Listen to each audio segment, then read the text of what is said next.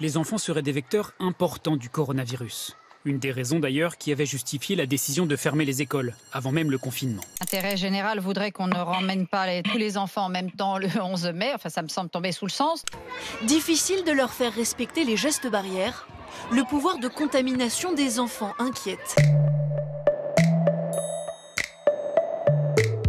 C'est ce qu'on pensait au départ.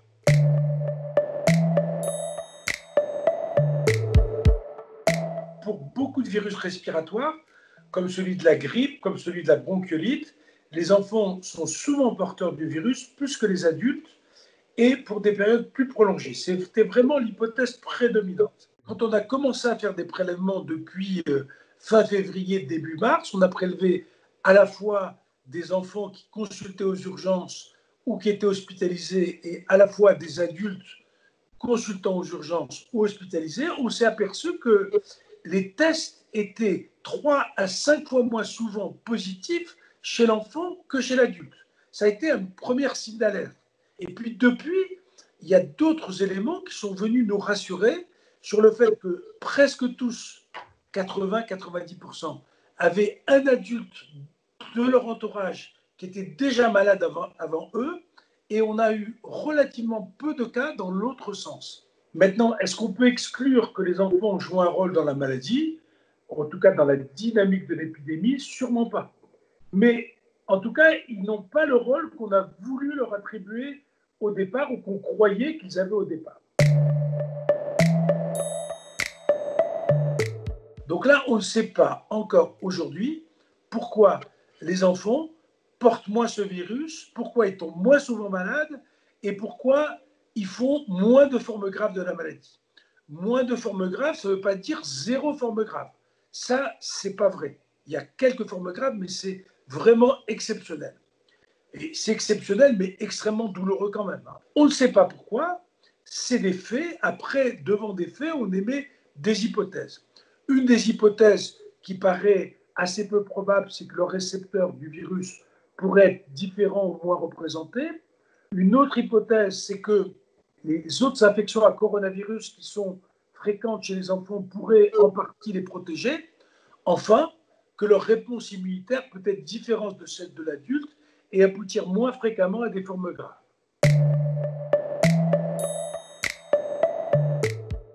Alors, ce n'est pas tout à fait des formes plus graves. Toute fièvre chez un enfant de moins de 3 mois conduit à faire des examens et souvent à les hospitaliser. Donc, on leur a fait un bilan sanguin, un examen d'urine, et on leur a fait aussi des PCR contre le coronavirus.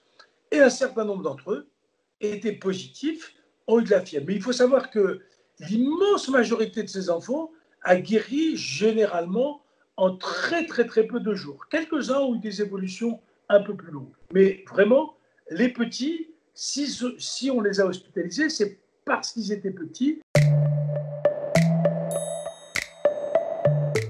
Mais moi, ce qui me préoccupe un petit peu plus, c'est la façon dont on va accompagner les enfants et venir les chercher.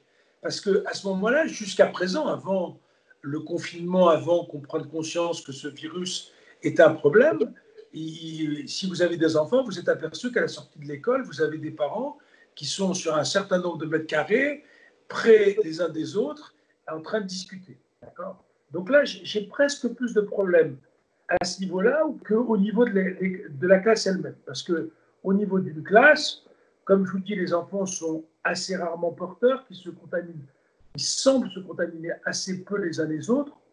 Donc c'est plus le contact entre adultes qui me soucie que le contact entre enfants et adultes. L'étude que nous débutons consiste à prélever 600 enfants dans la région parisienne, 300 sans aucun symptôme, qui viennent pour des consultations systématiques essentiellement liées à la vaccination, d'accord, et 300 qui ont des symptômes qui pourraient correspondre au coronavirus. Maintenant, quel est le taux d'enfants porteurs? Je ne le sais pas encore. Mais de toute façon, même si ce taux de porteurs est faible, parce que ça fait 1 mois que les enfants sont confinés, d'accord? Donc il est possible qu'on trouve très très très peu d'enfants porteurs. Ça veut dire qu'en période de confinement, quand ils vont rentrer à l'école, l'immense majorité d'entre eux ne sera pas porteur du virus, mais peut-être aussi aucun n'aura d'anticorps. Donc on va se retrouver devant cette situation des enfants qui a priori ne vont pas être contagieux parce qu'ils n'ont pas de coronavirus dans le nez, mais de l'autre côté qui ne seront pas immunisés non plus. Et si ce résultat se produit, on comprend bien qu'en septembre, on se retrouvera exactement dans la même situation, puisqu'il n'y aura pas de colonie de vacances, puisqu'il n'y aura pas de vacances, puisqu'il n'y aura pas de jardin. Donc rien ne changera d'ici la rentrée.